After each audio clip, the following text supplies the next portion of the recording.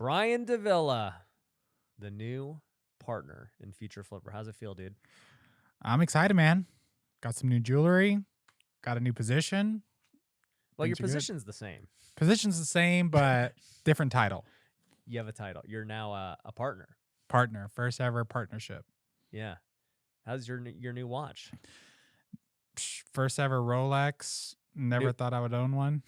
Yeah. To congratulate him on becoming a partner in Future Flipper, I bought him the same exact Submariner I have because this was my first watch my dad got me, and he doesn't have a watch. So I said, let me get you a good first watch. I love it, dude. It looks good. You know, the funniest thing was when I gave it to you on stage. You had no idea, right? No. What'd you think? I was like, I don't know what's going on. And then you pulled out the Rolex box. I was like, oh, crap. It's going down. Yeah. We just gave Zasha a Rolex. So I was like, all right, are we bringing someone else up? Someone else is up? getting a Rolex? I don't know. I was like, we're giving out Rolexes. So I don't know. And then, yeah. Yeah, then you somebody told me this. I think it was Justin. You went back to your wife and you were trying to put it on like your right wrist. Yeah. And she was like, "What are you doing?" Yeah, I literally don't own any watches. So this is like the only watch that I have. So funny. Doesn't even have the right time yet, but Don't even know what wrist to put it on. Yeah, no. Super funny. Yeah, so we you brought up we got Zasha a Rolex because she was our top affiliate at Future Flipper, and I ended up buying a new Rolex while I was out there because I was buying hers. I bought yours. I bought one for me. And then you guys surprised me the day before. Yep. And you, Amr, and Nick got me a Patek. Yep. We it was an interesting story because I came up with the idea, and at first we were gonna buy you a Rolex, and then Amr was like, don't do a Rolex, do a Patek. Yeah. And I'm from Las Vegas. I don't know what a Patek is. I'm like, are you sure? Is this better than Rolex? Yeah. He literally told me that. He's like, dude, you're like asking me right now if the Mona Lisa is good art.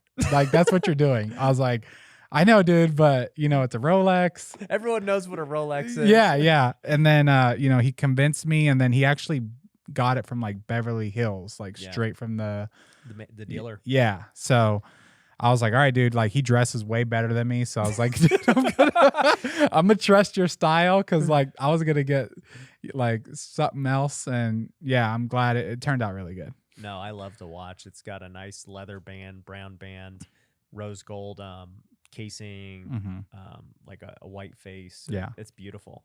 And also too, when you buy directly from the dealer, you're always getting a better deal. Yeah. And because MSRP is like the best deal you can get. 100%. And then it also establishes my relationship with Patek now. Oh, so really? now I can start going there and saying like, I've bought from you guys, so sell me a watch every year. Oh, really? Yeah, because right now, if you try to go buy from them, you can't buy. They won't sell you anything. Yeah. The only reason Amr could buy is because he's bought over $1 million of watches from them. Yeah, he told me that. He's crazy. Yeah. But yeah, I was super shocked. Appreciate you, Nick and Amr. You guys are all partners in various ventures. You with Future Flipper, Nick as with Wealthy Agent, Amr with Tykes. And, it's been great. Dude, this is like an update episode. And because we did this 2 years ago. Like you were one of the first episodes for Ryan Pineda's show. Yeah. Now I had to get you back on for the Wealthy Way. Yeah. And to think about what has happened in the last 2 years with like Tykes and all these other companies and events, and it's just crazy. Yeah. It's been a crazy 2 years. If you really think about it, like my life is completely different. Your life is completely different. Right. And like I say it all the time, like when I first met you, like I didn't think any of this was even a thing. I remember when you first started talking about social media, and I was like, oh my God. Like what am I doing? Yeah, like why is he breaking down his social media schedule? Like nobody's on TikTok. Like that's for kids. And then to see it blow up like this is like crazy. And then now you're an Instagrammer. Yeah, now I have a following, so follow me on. Dude, you blew up fast. Yeah, I got lucky. I got a few reels that went viral, And yeah, I have like 100,000 followers now, more than 100,000 followers. Yeah. So just trying to stay consistent now. It's cool. I love seeing, the future flippers take action, right? Because, if I paved the way and did what I did, you now have over 100,000. Yeah. Zasha's got over 100,000. Yeah. The Boakley brothers are on their way. Yeah. Other people are going to break that threshold too, because they're really buying into what we're teaching of like, hey, we're going to teach you real estate investing. But one of the biggest ways to become a better investor is social media. Yeah. I think we just teach business in general. Right. Like, I feel like now running like an education company, like there's a lot of similarities to like running education and running a real estate business. Mm-hmm. And then I've had calls with like our rookie students where I'm like, hey guys, like everyone needs to post right now. I remember one of our students, Jason, I was like, Jason, I called him out. I was like, have you posted on social media? No. I was like, do you have an Instagram? No. Why? I don't know, dude. I was like, dude, just make an Instagram right now. He made an Instagram. He did one post and a realtor sent him a deal and he bought like a duplex or a triplex with one post. Yeah. And I was like, dude, this is why we tell you guys to do things. And sometimes I know it's like, oh, dude, like you don't want to hear it, but you have to just, have faith that we're telling you things for a reason. Yeah. No, 1,000%. And we only tell things to students, and me even just in social media and on camera in general, are things like I actually do. Yeah. Right? Like I don't talk about things that I don't do. Yeah. Or like, I've heard this works. Yeah. I'm like, no, I'm going to try it and do it. Like right now, Liver King says eating raw liver's good. Right? Yeah. I'm like, I'll try it. Yeah. I'll eat raw liver for a month and let's see what happens. Yeah. That's one thing about you. You're not scared to try things. You're not scared to look stupid because it is what it is. I just don't care what people think. Yeah. I've even asked you before, like, hey, dude, like, I feel bad sometimes, like posting stuff that, I don't know if it's going to do well. And you're like, who cares? I'm like, I don't know. I don't know.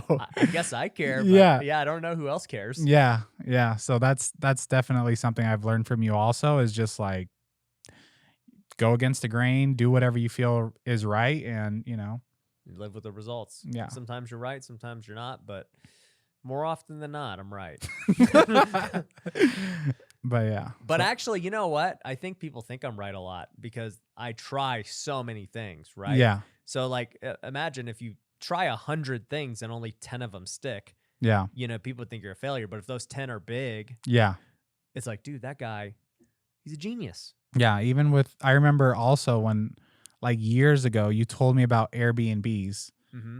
I don't know if you remember that. And I was like, dude, why would anyone go to an Airbnb? I was like, why would you just stay at a hotel? Was like 5 years ago. Yeah, before it was big. Yeah, before it was big, you were like, dude, I remember you said something like, I'm calling these people in Big Bear and I'm getting like 50% because no one's calling them. And I'm like, dude, who goes to Big Bear? Like, because I just didn't know. I was ignorant. I was like, I just don't get it. And then like 3 years later, now I'm like buying Airbnbs and I see you bought them for like 100 something thousand. They're worth like 600,000 now. I stole them. Yeah. I knew it was undervalued. I was just looking at that market and I was like, man, this place is cool. It's in California. California's expensive everywhere. Yeah. And it's close to LA. It's close to Vegas. It's close to everything. This is where people go. Yeah. And I couldn't understand why it was so cheap. And I was like, well, I just think people don't realize it yet. And I'm going to buy and, maybe I made them realize it sooner because I started talking about it. Yeah. But now it's super popular. But back then it was not popular at all. No, not at all. What do you think? What's it been like behind the scenes, man, of running Future Flipper? Because when I first brought you on, obviously you were just a student. Yeah. Then you became an accountability coach and you crushed it at that. And you went to me and you said, hey, I'm thinking about, like, I want to do something. I want to coach more. Yeah. And you're like, do you think I should start my own thing? Could I do something in Future Flipper? Yeah. And I said, well, there's this thing that I'm thinking about starting for beginners. We don't have anything for beginners. I'm thinking about starting a rookie program. And you're like, all right, I'll do it. Mm-hmm. And I was like, okay. I didn't even tell you like what we would do. You're like, I'll just do it. We'll figure it out. Yeah. And I was like, okay. And so we launched the rookie program, I think around the same time as the podcast. Yeah. Like that was like a year and a half, 2 years ago. Yeah. And I mean, now that program is, one of the staples of what we do. It's amazing. Yep.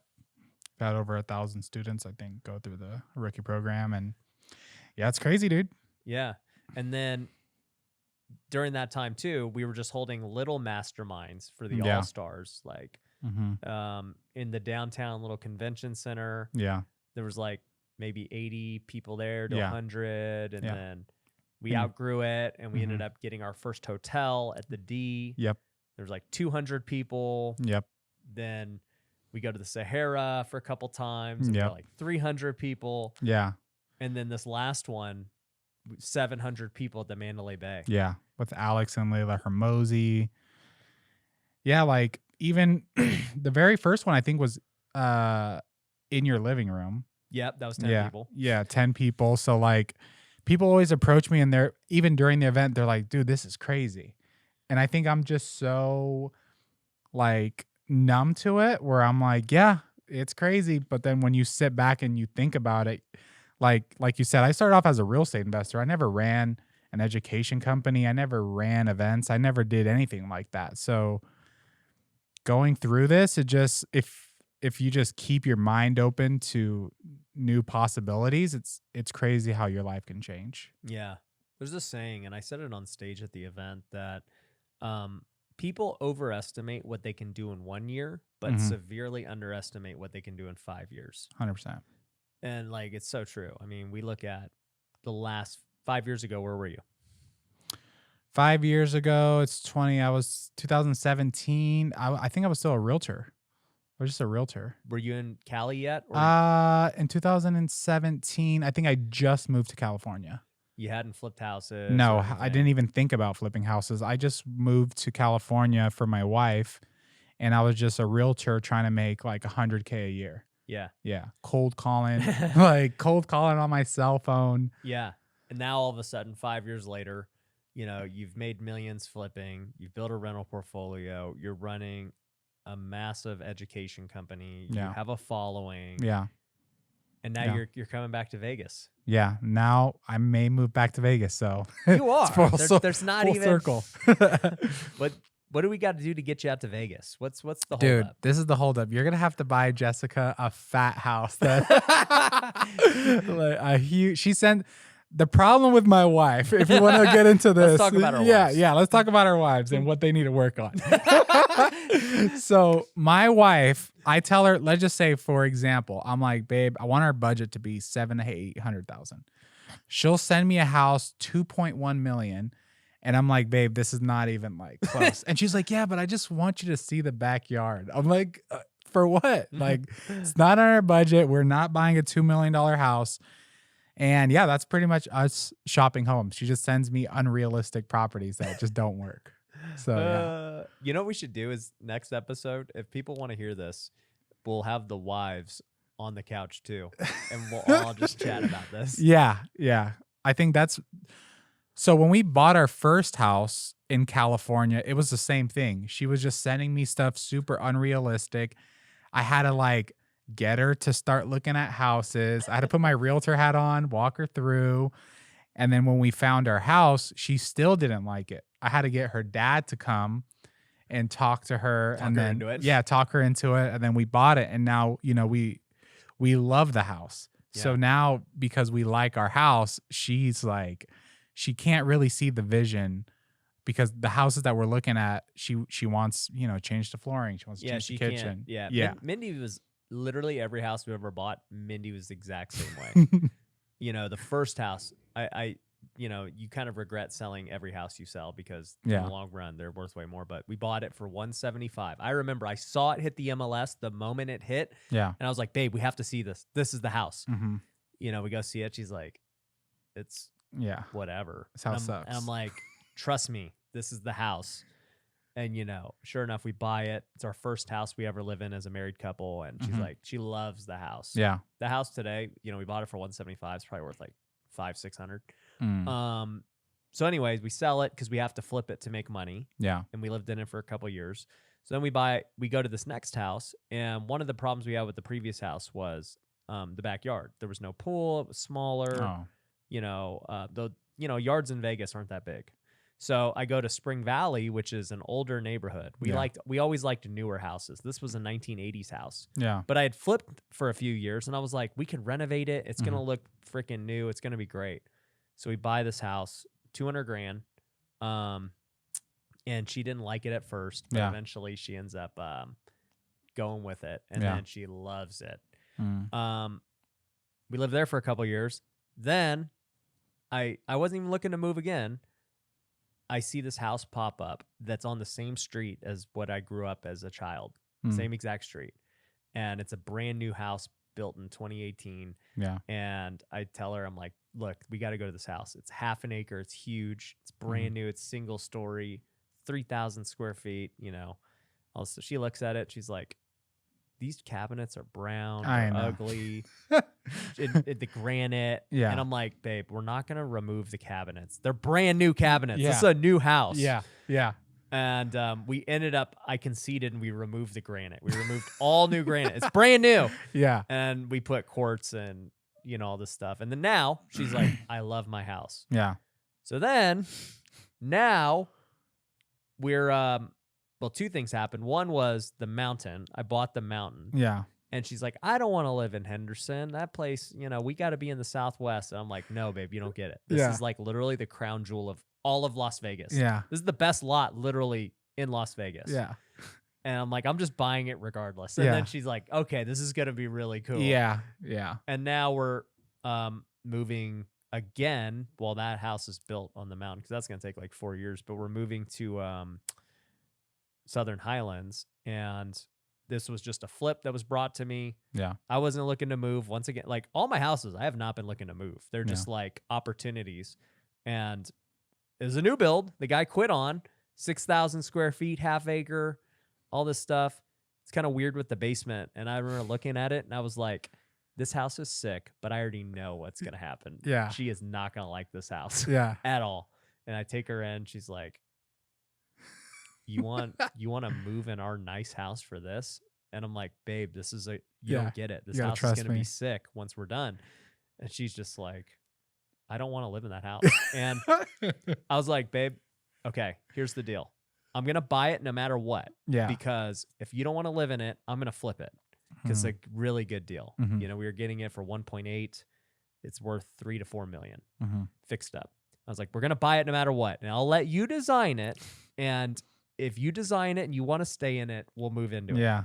And if you don't, I'll flip it. Right. Yeah. And so she starts going through the design and changing things. She's like, oh, this house is going to be great. Yeah. This is awesome. Yeah. And then now she can't wait to move in. Yeah. Yeah. I think very similar story. Very similar story. And I actually walked your house, I think like last week. And the pictures, honestly, I wasn't like feeling it. But then when you're there, you're like, okay, like I can kind of see now, like, the backyard has huge windows. Yeah. A lot of light. So I think it's going to be 6-car garage. Like, yeah. I mean, what else do you need? Yeah. No, but I think we need to get Jessica, she's actually coming out here tomorrow. So I'm going to start walking her through houses, trying to get her inside of them because I think that's what it takes. Like the pictures won't. Yeah. Yeah. She just, since I've been in real estate and I've, done hundreds of deals, I get it. Like what's there, it doesn't matter. We're just looking for, the layout, the backyard, the land, location. Yeah. Everything else we could change. So we're going to be looking at some homes tomorrow. So today's podcast is brought to you by Future Flipper. So Future Flipper is a real estate education company that I founded back in 2018. And since then, we have helped thousands of students all across the country learn how to invest in real estate. And it doesn't matter whether you're trying to learn how to flip houses, whether you're looking to wholesale or build your rental portfolio, we've helped everyone in all the different circumstances. This even includes people who have never done a real estate deal. We've helped beginners get their very first deal. We helped other people who have already done some deals scale to doing multiple deals a month. And we've even helped people get to my level, people to scale their business to doing over 100 deals a year, learning to become an owner of the company and not be involved in the day-to-day and learn how to delegate and hire employees at the highest level. So regardless of what boat you are in, we can help you out at Future Flipper. We've got amazing events. We've got amazing coaches. I coach directly in Future Flipper, and I would love to help you get to the next level. So all that being said, if you are interested in getting a free consultation call, a free strategy call to see what it's going to take to help you get to the next level, go to futureflipper.com and you can book a call with my team. Once again, check out futureflipper.com to book a call. I know that many of my listeners on this podcast are high-income earners in fields outside of real estate. And they always ask me, Ryan, how should I invest my money? Should I go start flipping houses? Should I buy an Airbnb? Should I buy rentals? What do you think? And I always say, look, a better use of your time is continuing to build your business and your career because you're already really good at it. Trying to go figure out how to do real estate deals on your own and managing construction and all that stuff is probably not the best use of your time, but you can still invest in real estate by joining Pineda Capital. We will do everything for you. We will find the deals, we will manage them, we will get them renovated, we'll get them rented out and everything else. All you've got to do is invest and you're going to get a return on your money. So if you want to figure out what is the next deal that you can invest in, you can go to pinedacapital.com. Currently, we're only open it to accredited investors only. So if you want to get in on our next deal and you want to get on the VIP list, definitely go to pinedacapital.com and apply today. The thing, well, okay, so this is what we were talking about at dinner, right? I'm on both sides. Like, I'm on your side, but I'm also on her side in that you can spend more money. You don't have, you make enough money where you don't have to spend $700,000 is like the cap. That's dumb. Yeah. But I'm still cheap, gordo. Yeah, that's a Spanish thing, gordo. Yeah, I'm still super cheap, and I'm still like very frugal. And I mean, for $700,000 in Las Vegas, you're buying a really nice house. It's not like 700K. You can go get a nice 3,000 square foot home. Yep. It's with a pool area. And a gate and everything. So yeah, like I said, I just got to show her. I got to walk her through and. Yeah, but for like $1 million, $1.2 million, you can get like a sick house. Yeah, crazy house. But I don't like cleaning, so I don't need a huge house. I don't want all this, Get a maid. I'll give you some. I got some. I got a chef, a maid, landscape guy. We got it all. Yeah. Well, we'll see. We're gonna she's gonna be here tomorrow. We're gonna have a realtor show us around. I don't even have my real estate license anymore. So we're gonna see how it goes. But I guess I want to ask you, like, how do you get Mindy to, jump on board with your crazy ideas? Yeah. It's always a different kind of like sales tactic from me. So I was actually gonna tell you this, like, okay, in order to get the house you want, you need to have a good game plan with what you're going to show and how you're going to present the house. And, maybe even appease her and go look at a $2 million home and then be like, see, it's not that much different. Like there's lots of ways to go about it. So anyways, whenever I want to do something new that I know Mindy's not going to like, because there's a lot of things that Mindy just doesn't care. Yeah. I'm like, hey, I'm going to go start this NFT thing. She's like, okay. Yeah. What's that got to do with me? It ain't going to change my life. Like, do it. Mm-hmm. Then, there's other things where I'm like, hey, we're going to go move. Yeah. Or like, hey, I'm going to have to like go out of town for a week to go do this thing. Right. And I know she's not going to be happy. Right. So like there's all these different things where I already know off the bat it is not going to be well received. Yeah. Yeah. And she'll never like say no. Yeah. Because she knows, she's like, look, and she said this on camera before, but she's like, if Ryan wants to ask me, then he knows like he needs to do it regardless. Like, because all the other stuff I turned down. Like there's 99, she doesn't hear the 99% that I turned down. I don't even bring to the table, even though they might make money, they might do that. Because I already know they don't fit what our family needs to do and wants to do. Yeah. And so she knows that to this point. And so she respects anything I bring to the table now, where she's like, I mean, I'm not happy about it, but I know you have to do it. Yeah. I mean, my wife, like when I first started flipping houses, I showed her, I don't know if I told you this. I showed her my first potential flip. It was in Chino. It was like a little 800 square foot house. It's like a box. And I was like, babe, look at this house. Like it's, I don't know, $250K and I'm gonna sell it for like $350. Like, what do you think? And she was like, oh, it's it's ugly. And I was like, I know it's ugly, but I'm going to flip it and it's going to be awesome. And she was like, oh no, like, I just don't get it. Like, it's ugly. And I was like, babe, like, that's the point. But she didn't get it. And then I ended up flipping it. And, I had to raise money and figure out how to get the money and flip it. When I bought my first rental, same thing. I was like, babe, look, like, I found this house in Vegas. Like, I could rent it out and it'll cash flow, and I think it's underpriced. At the time we were living with her parents, and she's like, why would you buy a rental if we still live with, my mom and dad? And I was like, because, like, I need to make more money. I can't, like, buy the house that we want, but I could buy this rental right now and it's going to, increase value, cash flow, appreciation, all that stuff. She didn't get it either. So then, I had to buy it and then bring her out here and kind of show her. And, like, now she gets it. But yeah, I think, trying to get wives on the same page as an entrepreneur is, like, it's a big thing.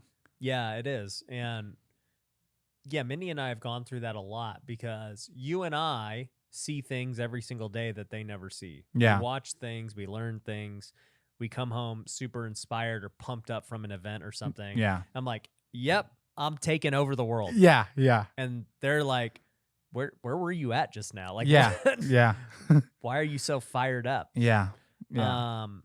And so it's like, I think also too, it's not even them, it's us communicating it properly. Yeah. Right? So, like, I always think if Jess couldn't understand it or Mindy couldn't understand it, it's not because they're dumb. It's because we just didn't explain it properly. Yeah. Yeah. Or they just don't see the vision. Well, I should be so good at teaching something or explaining something or telling the story of the vision that anyone should understand. And if they don't, it's my fault. Yeah. That's how I see it. Yeah. And dude, like, another thing I admire about you, besides like all the work stuff, is like you'll do whatever it takes to make Mindy happy. Like, we've been out and, everyone's having a good time and Mindy wants to take pictures with Jessica and you're sitting there just holding the light. I'm like, this guy's a multi-millionaire with all these businesses just holding a light for his wife to take photos. I'm like, this guy is dedicated to her happiness. He's not like ego with Mindy. I'm an Instagram husband. Yeah, yeah. So I've seen you do that, and that's also inspired me. Where I was like, all right, I gotta try more. Well, you and I have had that conversation in private too. Yeah. And I'm like, hey, this is what I would do if I was you. With you and Jess, to be a better husband and to, cater to her needs more. Yeah. And I think, like, this is the truth, and this is why we have the Wealthy Way podcast now. Is to talk about these issues. Yeah. Where it's not so much always about business, but like, we think about this in the business space of like, okay, how do I get more customers, right? How do I create a better customer experience and do these things? And, you get a customer and that's great. And then a lot of times in business, we kind of forget. Yeah. Once the money's come in, it's like, all right, great. They're in. Yeah. Now, the best businesses are actively always trying to nurture their customer, their client, and give them a great experience all the time. Yeah. Right? And that's what we try to do at Future Flipper. It's like, we want to make our calls great. We want to have better events. Keep improving. We want to hire people to make sure their experience is great. And that's why it's grown so rapidly and why we have such great people in the community. But, our marriage is the same way, right? Yeah. Like, it's not once I've courted her and, got her to say yes, and then we get married. Yeah. That all of a sudden it's like, all right, great. Yeah. We're married. Yeah. We're good. It's good. Well, what else do I got to do? Yeah. Like, check it off the box. Yeah. And I think some entrepreneurs, because not just me, where it's just you. Yeah, it might be just me. So sorry, Jessica. But we could be like selfish where I'm like, dude, I gotta go to work tomorrow. I gotta do this. I gotta do that. I gotta be on top of my game. But then it turns into like that mindset for like years though. Yeah. For years where you're just like, dude, I gotta be on it. I gotta wake up early tomorrow so I cannot stay up late or do whatever she wants to do. I gotta like be locked in. Yeah. So yeah, I definitely have struggled with that. I remember when I first started as a realtor, I remember I heard Tom Brady say like, you know, football is, you know, first, and then family is like first B. Like they're both equally as important as each other. Mm-hmm. And I had that mindset when I first started, and I knew it. And I told her that. I was like, dude, I just moved to California. I don't know anyone. We're living with your parents. I'm going to work like a lot.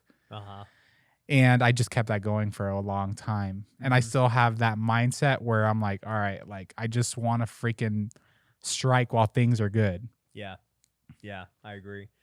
And that's, like I said, that's why we created The Wealthy Way, because you're not alone. I mean, that's the majority of entrepreneurs. Yeah. And it's tough, man, because, you know, we do have a lot of responsibility as entrepreneurs. And like, there's a lot of people who depend on us. There's a lot of clients, employees, you know, all these people.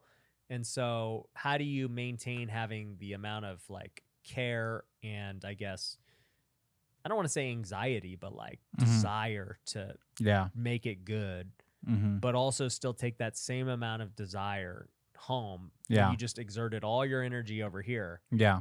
And now you got to go over here, right? Like, because people ask me, look, I mean, I've had these conversations with many entrepreneurs where they're like, man, dude, I don't know how you do it, because I come home, I'm swamped, and then, you know, I got to play with the kids, and I got to, you know, do this and that.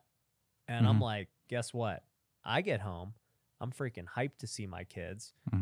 We go eat a nice dinner together every night as a family.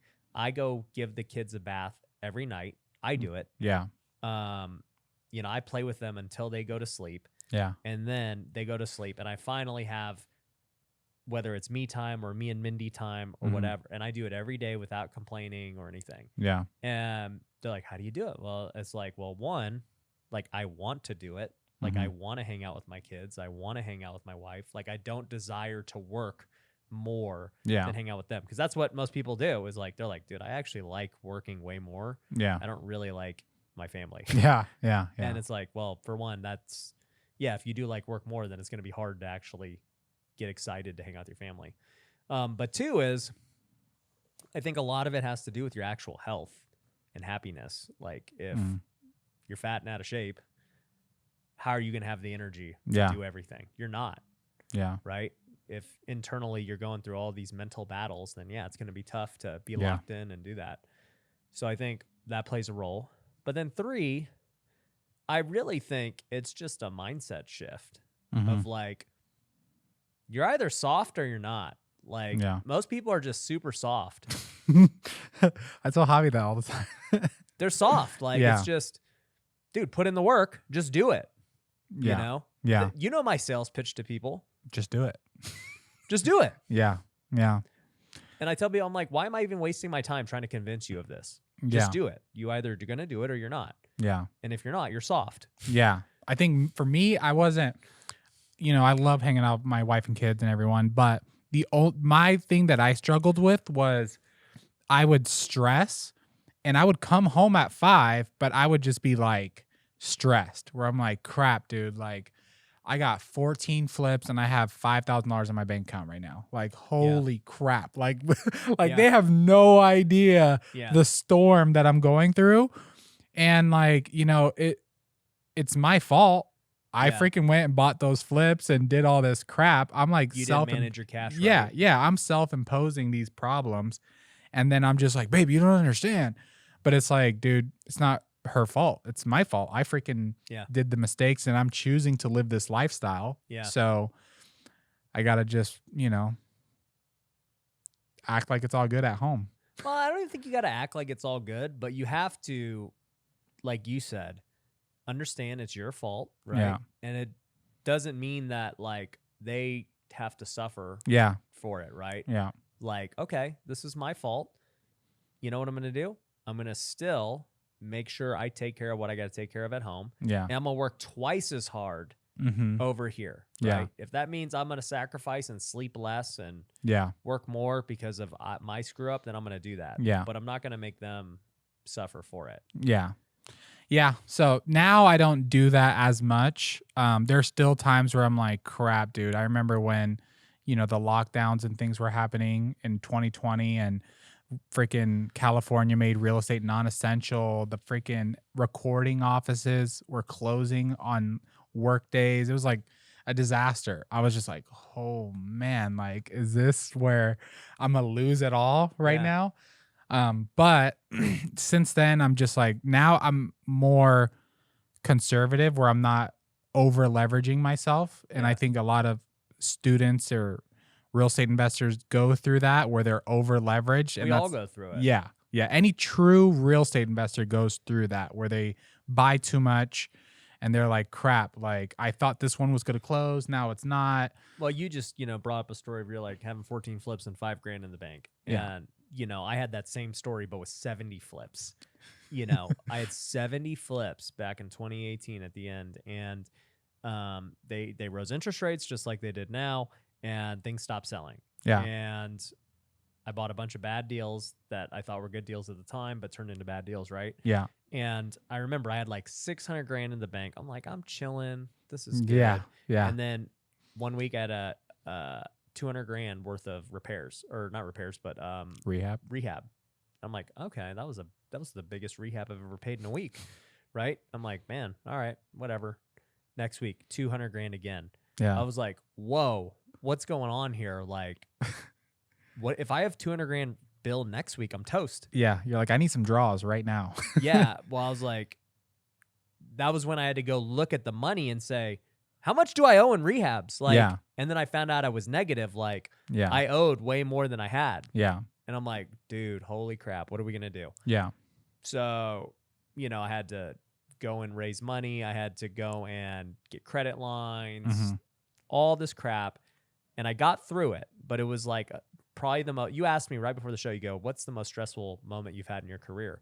And I said, that to me was probably the most stressful moment because it was my first time going through a really stressful moment like that at 70 flips, and the market sucked. Yeah. And so, I got through it. It wasn't easy. I ended up losing $500,000 on bad deals. Yeah. I still made money in the interim. I started to wholesale. Yeah. I started to find ways to make money to get through it. And, I did. And eventually it led to doing well. But my point is, that moment made me so much stronger for the next 3 years. And, this year, we've had different issues with different things. I'm not going to go deep into them, but I was able to get through those issues because of that from years ago. The lessons I learned on how to handle it, the stress. And I was like, all right, you know what? This is a crappy situation, but we're going to fix it. Here's what we're going to do. Yeah. And I wonder how you dealt with it, because I know when I've dealt with my issues with being over leveraged, I'll freaking wake up at like 2 o'clock in the morning, look at my spreadsheet like, crap, dude. Like, I got 20K and I got 250K owed right now. Yeah. And, so how did you deal with it at home? Did you tell Mindy or? The number one question I get asked by entrepreneurs is, Ryan, how do I create a personal brand like you have? How do I start monetizing social media? And I've been asked it so many times that I said, you know what? It's time to start a business and teach everyone exactly how I've done it. If you want to learn how I've been able to grow my social media following to 1.7 million followers in just 2 years, and you want to learn how we've gotten over 500 million views and turned those views into over $1 million a month in revenue, then Content Empire is for you. You see, there's a lot of people who are teaching how to go viral on one platform or how to run paid ads or funnels, but nobody has figured out how to organically merge the two. Most people think it's pay to play.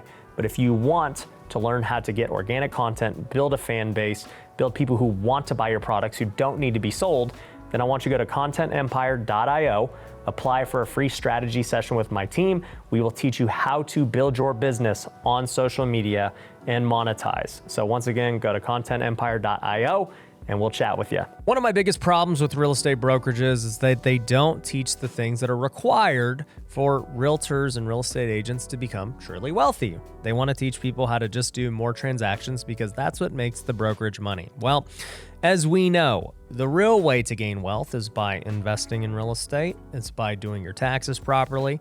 And even if you want to grow the agent side of your business, you're going to have to do things differently in today's world. You're going to have to be really good at social media. You're going to have to market differently. You're going to have to work on your sales game. A lot of those things are going to factor in whether you become wealthy in the long run. And I just realized that over time, brokerages just are not fully equipped to handle all those different verticals. And so that's why I created Wealthy Agent. Wealthy Agent is a platform to teach real estate agents how to become truly wealthy, how to grow their real estate agent business, how to invest properly, how to do their taxes, how to grow on social media to get more leads for free. And so if you are an agent and you are looking to grow that side of your business, go to wealthyagent.io. We would love to chat with you and see if you're a good fit for the program. We are building a community all across the country that you can tap into. So go to wealthyagent.io to book a call today. I don't think I really told her during that 2018 one. Not that I can remember. Well, the other hard part, okay. So this was like really what made, and you'll never have seen me complain about it on social media or anything during that time.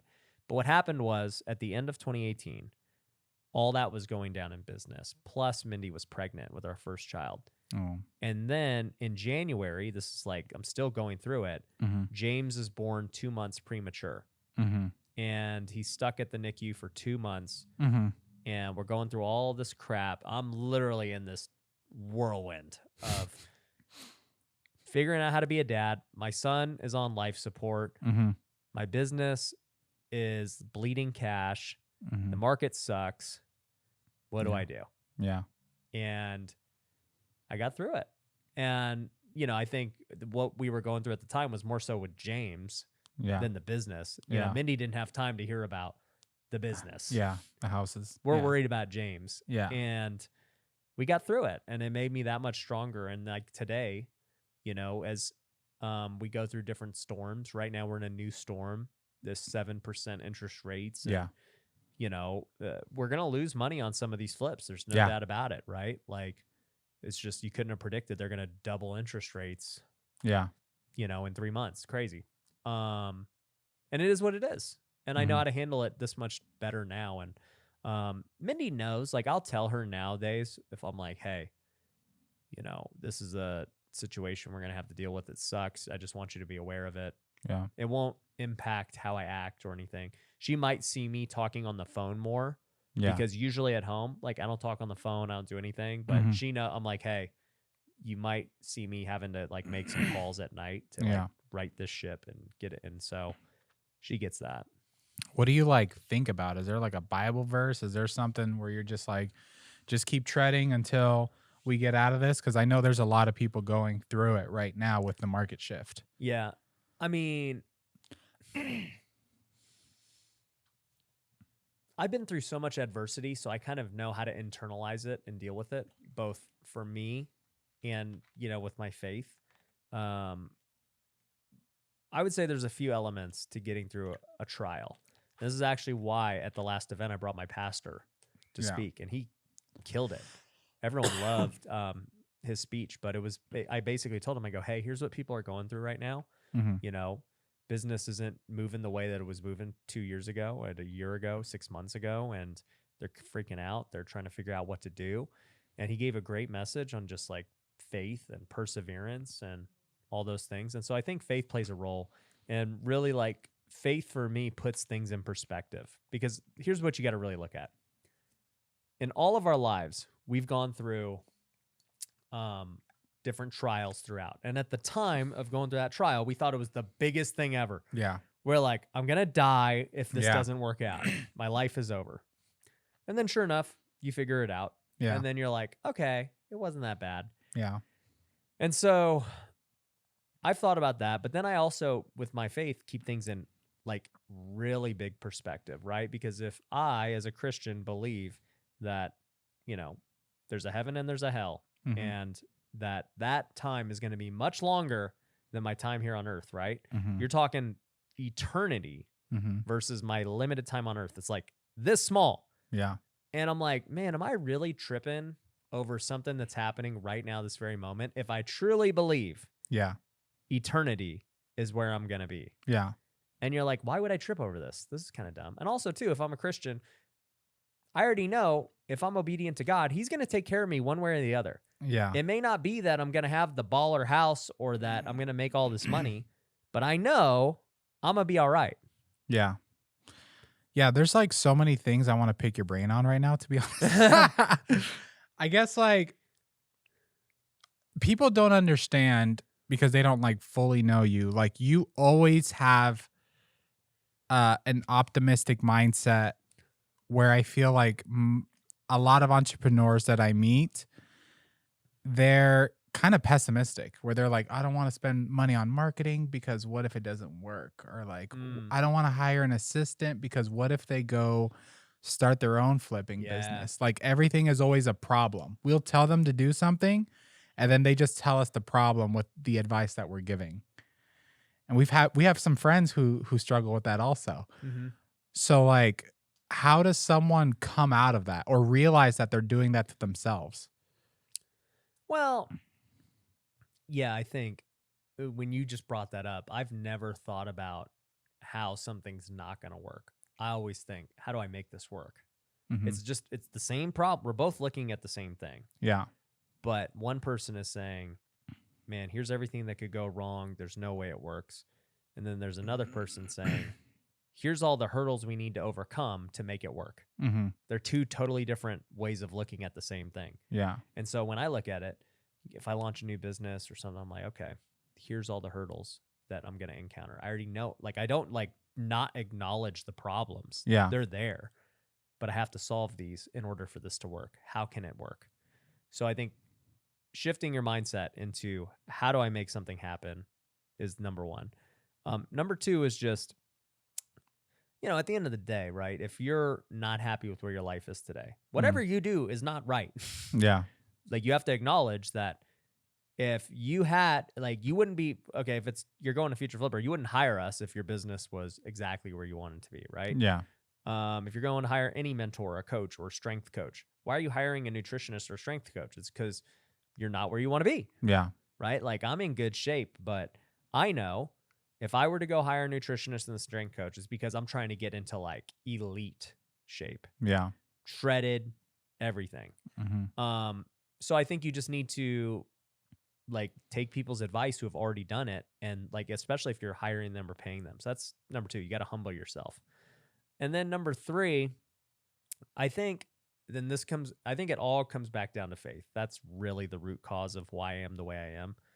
But number three is you have to be willing to submit to somebody else's authority.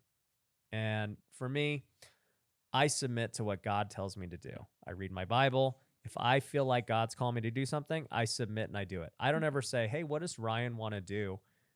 I used to do that when I was playing baseball. It was all about me. I want to get to the big leagues. I want to do this. I. Mm-hmm. But then it became, man, okay, there's actually a better path when I just submit to God's will and have him direct me and show me what's the best path. I didn't want to do real estate. I didn't want to do social media. I didn't want to make podcasts. I didn't want to do any of this stuff. But I was submissive to what God called me to do. And look what has happened from me being submissive, right? Yeah. And so my wife's the same way, because at the end of the day, she submits to God. She submits to me. I submit to her too. Yeah. Right. It's a mutually submissive thing. And that's what makes a good marriage too, where it's not like, I do this, I want you to do that. It's like, yeah, hey, I'm going to do this because I want to honor you and submit to you. Yeah. Right. And that's the same thing I try to do with my employees. If you come to me with a problem or something, I'll say, okay, how do I solve this and like be as courteous to you and submission? I just did that text to somebody. Yeah. Right before this, I tried to do it in a way where I'm like, look, she's not happy. How do I fix this? Yeah. So there's that. So I think it all comes back down to submission. And look, if you're trying to get mentorship from somebody and you truly believe they're like the right person to mentor you. And like you've done your back. Like if I tell you to jump, jump. Yeah, just do it. Don't even question it. Yeah. Don't ask why. Like, and that's the number one thing that annoys me more than anything is when people, I'm like, okay, you just asked me for this advice. Great. Okay, cool. I'm going to give it to you. And then they're like, but like to your point, what if this doesn't happen? What if that? I'm like, but did you just hear what I said? Yeah. Why are you asking me these? Why are you wasting my time? Yeah. Just do what I said. Yeah. Yeah. Submit. Yeah. And I think another thing I've learned from you and that I see with a lot of entrepreneurs, students, investors is like the time from idea to execution can take forever. And I love our boy Joseph, so we gave him an award. We gave him an award at the Future Flipper event, but he's going to make $1 million this year. So he's not doing bad at all. But I've told him things like, hire someone. It'll take him months to do it, literal months. And then he'll do it and he's like, all right, they're actually doing good. And I'm like, all right, dude, now hire a TC. But what if I don't have enough for them to do? And then 2 weeks later, dude, I have 11 files. It's like, I thought you didn't have enough for them to do. Like, I know I told you to hire them for a reason, bro. I know you have stuff to do. And then they'll think about it for a few months and then maybe they'll do it. Right. Where with you, you're like, hey, dude, I'm going to start doing social media on Monday. We're doing this. Yeah. I'm going to post 3 times. And I'm like, are you sure? Yeah, trust me. I'm going to post as soon as I get home from the gym. Yeah. And then I'm going to post when I get to the office. And then I'm going to post at lunch, where some other people are like, oh, I'm going to start posting on social media. I'm going to buy a camera. I don't know what camera I'm going to buy, so I'll figure that out later. And then they just never end up doing anything. Yeah. I just couldn't find the right camera. I couldn't figure it out. I couldn't figure out which mics to use. Well, by the time this launches, Content Empire will have already been revealed. Yeah. Like, how quickly did we get Content Empire built? In like 2 weeks. It's crazy. Yeah. Like, that's going to be, like, I believe, one of the fastest companies to 7 figures. Yeah. And, it was an idea that I had for a while, right? I'm like, dude, one day I will teach people how to do social media and do what I do and draw traffic to their business and all that stuff.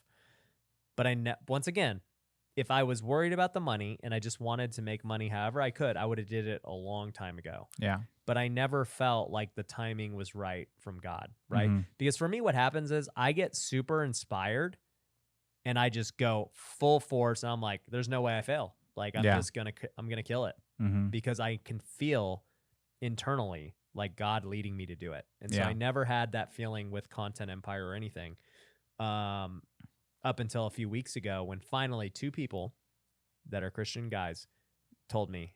First was my producer, Justin Barry. He was like, dude, we need to do something with content. Like, it's time. Yeah. And I'm like, you feel that way? And he's like, yeah, it's time. I'm like, okay. And I thought about it.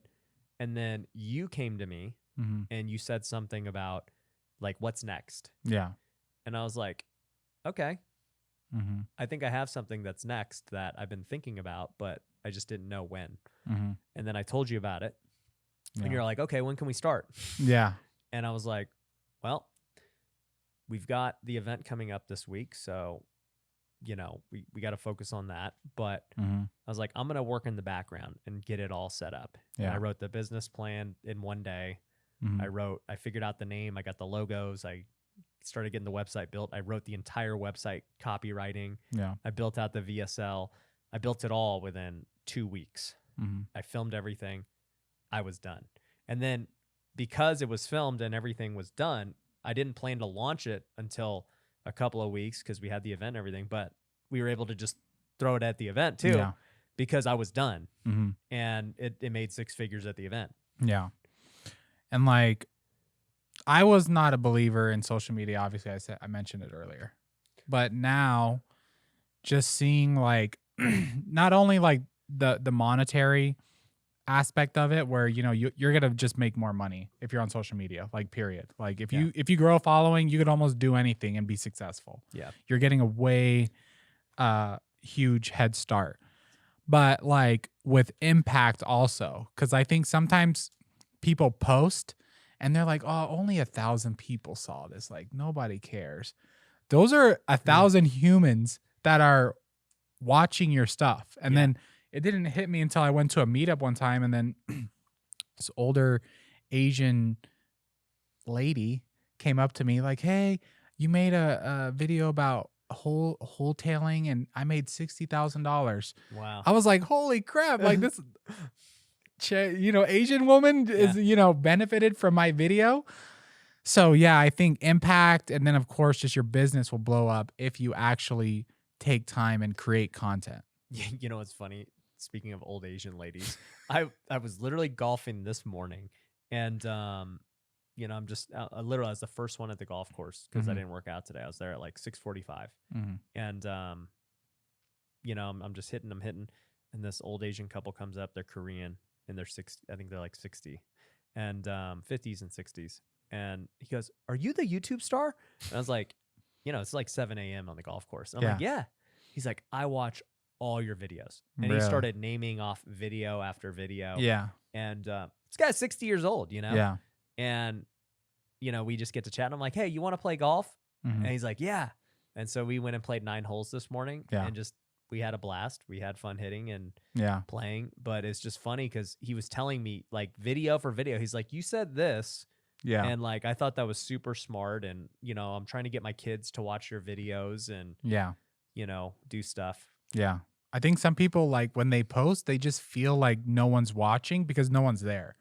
I even still feel that way. Like, I know people watch, but I don't even realize the impact. Yeah. Right? Because that, like, interactions like that still surprise me. Yeah. Where I'm like, the heck is this random guy at the golf? Like, Yeah. And then I was at the gym yesterday, and a guy, he recognizes me, and he's from Europe. He says, "Hey, Ryan, like, I love your podcast. I'm not even a real estate guy. I saw your podcast with Hormozy, actually, because he's a gym guy." And he was like, "So I just sold my company. I sold a portion of it. It got valued at $1 billion. He owns a supplement company in Germany." Yeah. And I was like, whoa.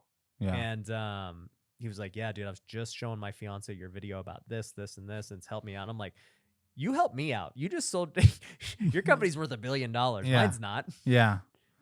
That's, I guess, like, let's talk about content really quick. So where does someone start? At Content Empire. Straight plug.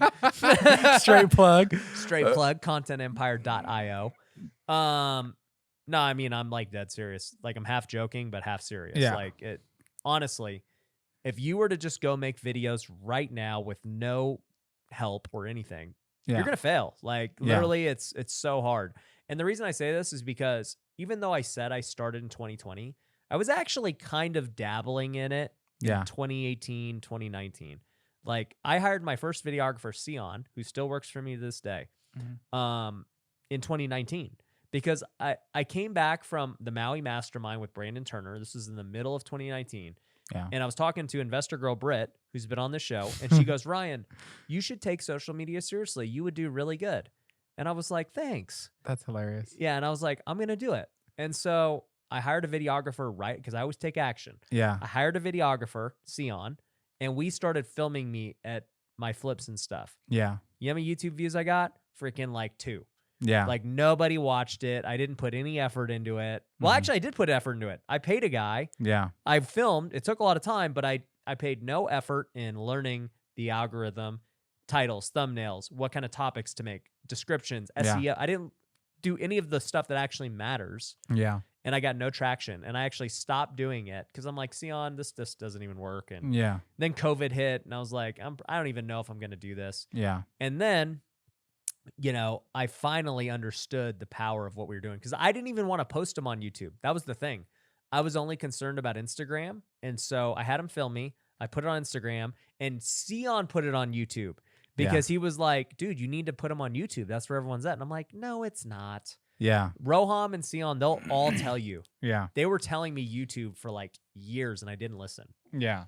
I remember your your videos before. I don't know if you had a pool at your Spring Valley house or something like that. Yep. And there was like a little dog that used to go visit. Like, Yeah, and it's crazy because like you didn't know that I was like watching your videos. And I remember you mentioning something like recently where you're like, yeah, I did, I made some videos, but I wasn't taking it serious, but I was like practicing without knowing. Yeah. And I actually started doing that when COVID hit. I would like get just my phone and just be like, hey, da, da, da, da. Like I knew that I was just practicing, but then I was like, all right, I'm going to take this up a notch and I'm going to get like a video team and editors and all that crap. And by the time you went serious, you were good. Exactly. Yeah. So even right now with this podcast, like we shot a podcast 2 years ago and I was scared out of my mind. I don't know if you remember. Yeah, you're like, dude, we got to pray right before Yeah. this. Yeah. I was like, could you please pray? Because if I pass out on this podcast, it's going to be embarrassing. But yeah, now obviously like, we have the Future Flipper podcast and I'm like used to speaking to people, but it took 2 years. So if you could freaking. Well, and to your point, right?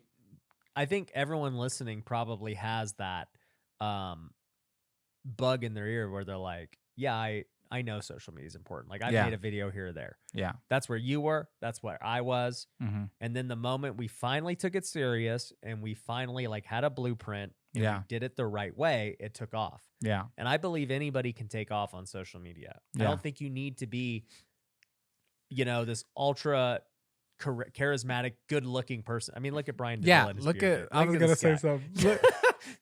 For example, our girl Zasha, not at her looks, beautiful woman, but she is an introverted engineer. Yeah. She is not the most charismatic person in the world. She's hilarious when you get to know her. Yeah. But I remember on our first coaching calls, I was like, dude, you're very analytical.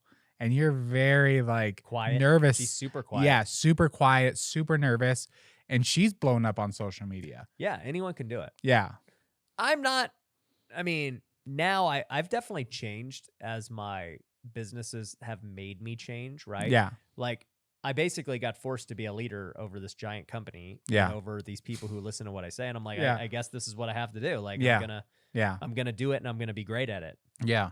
But naturally, Uh-huh. I would have rather been like Zasha, where I'm like, I just want to chill, do my own thing. Yeah. Nobody talk to me. Yeah. I'm analytical. I am analytical. Yeah, you are. And I remember when I first met you, not to go all over the place, you were super intense. And people would be like, how's Ryan? I'm like, dude, he's freaking intense. Like, he's like, I do not work on the weekends. I'm like, okay, dude. I get it. I get it. But now, you've learned how to adapt to being on camera and getting your point across in like a nicer way. Yeah. So, yeah. I didn't work on the weekends then. Yeah. People ask me that. They're like, okay, but what about when you're growing it? Yeah. I'm like, what do you mean? It's always growing. Like, I've never done it. Yeah. And I think it's just so like, that's another thing about social media is like the leverage where you could take 30 seconds to make a video that could reach thousands of people. Where before I would freaking take 5 minutes calling one person trying to get a result, where I can make a video now and I've had videos get 2 million views. Yeah. There's no way to do that besides social media. No, it's crazy. That's why, to me, once it clicked, I was like, holy crap, this is big. Yeah. And I was like, I'm all in. Like, I've had multiple clicks in my life, like flipping houses, social media, Big Bear. I was like, this city is way undervalued. I don't get it. Yeah. I'm like, I'm just buying them all. Yeah. NFTs. Just like it's happened so many times where I'm like, why is nobody doing this? This is dumb. Yeah. I'm gonna do it. Even like recently, I was talking to Rob Belt, the Bigger Pockets host. Yep. And I was like, dude, I think I'm gonna start. Even me, I was like, dude, I think I'm gonna start making YouTube videos, but I don't even know if it's like popular like how it used to be. He was like, trust me, bro. Like, trust me, it's still there. Like, YouTube is blowing up. It's only getting bigger. So yeah. And I know some people think like that, like, oh, is it too late? Like, oh, TikTok, like everyone's already famous on TikTok or everyone's already famous on Instagram. People think it's always too late. Yeah. It's, like we said this at the event. People for the last 2 years are saying the real estate market's too competitive. I don't there's no way I could get in. It's too hot. It's in a bubble, blah, blah, blah, right? And then it slows down and like, the real estate market, it's just not good right now. It's not a good time to invest. Yeah. And I'm like, so when do you want to invest? Like, do you want to invest when it's super hot or when it's super cold? Like, pick one. Yeah. You know, you're going to only invest when it's neutral. Like, for a period of time, it might be neutral. Yeah. So I guess, like, you know, give everyone the secret. Like, what does it take to, like, blow up 2020 in 2020? Blow up how so? Blow up on social media. Oh, on social. Like I said, you go to contentempire.io. Like, I'm not even. What do you want? Like, no, but it's just. There's no way to like blow up from 5 seconds of advice. Yeah. Yeah. So I'm not even going to waste my time giving 5 seconds of advice because it'd be stupid. Like, to blow up takes time and effort and hard work. Yeah. You can't blow up from me. Okay, guys, here's the secret to 2020. You said 2021. It's 2022. Well, 2023 is when like people are trying to. But you want to blow up in 2022 or 2023? You just be like Brian Davila. You make some reels. And you're gonna blow up. Yeah. Post at 8 a.m. Post at 8 a.m. But I'll tell you, even Brian Davila sitting next to me doesn't do half the things I teach in Content Empire because he hasn't gone through it yet. 100%. And even things with like monetization funnels. And I'm like, bro, why don't you have this software yet? I know. We've used it for years with me, and you don't use it. Why? Execution. Or I'm just like, oh, dude, I'll just get through these DMs. Like, I literally got like more than 100 DMs. It could be more than 300. And I'm like sitting here. Oh my gosh, dude. I was like, you almost made me want to kill you. You don't want to move here because now when I'll see you and just how inefficient you do things, I'm like, what are you doing? I know. But yeah, I'm a slow learner. But once you get it. Once I get it, then I got it. But yeah, I think with social media for me, I'm going to take it even more serious. I'm going to start making YouTube videos. Okay. So that'd be good. Just watch out for that. It's going to take a little bit of time I'm going to probably film a few and not post them until I feel comfortable with like what I'm actually going to put out. What do you think about that? I say just post them all. Oh, okay. Just post them all. Yeah. Even the video that went viral for me. Content Empire, we will tell you that. All right. Do not hold anything back. You have nothing to lose. It costs you nothing to post it. Yeah. You have 0 subscribers anyway. What does it matter? Yeah. I have 400 subscribers, but yeah. Okay. I don't want to let my people down. You already let them down. They don't get any videos or content. I know. It's been like 2 years. Exactly. Like... You're not. But anyways, dude, I got to cut the podcast off here because we'll talk all day about nonsense. But anyways, guys, Davila, I'll see you in Vegas here after you figure out your house situation. Guys, thanks for listening. We'll catch you on the next one. Peace. I hope you enjoyed this episode of the Wealthy Way podcast. If you got value, there are 2 things I want you to do. The first is go to wealthyway.com and get access to all of our free stuff. You can download our courses for free. You can use the Wealthy Way planner for free. You can subscribe to our newsletter. All of it's free. It is such amazing value. I want you to go take advantage of that.